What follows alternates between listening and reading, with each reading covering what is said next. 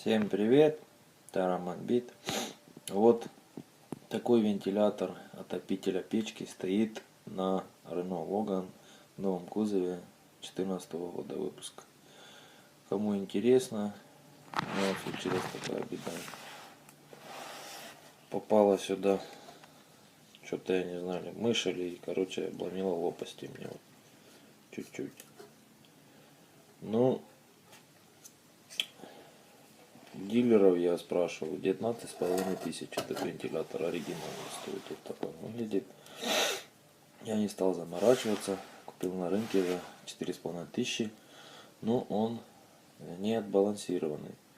Я снял старого вентилятора балансиры, грузики, они находились внутри.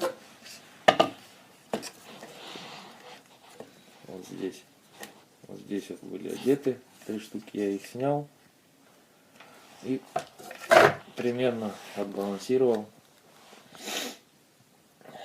Короче, пойдет пока на 3 режима работает, а на 4 сильная вибрация.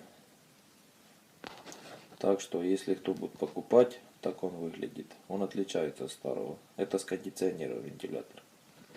Все, всем спасибо.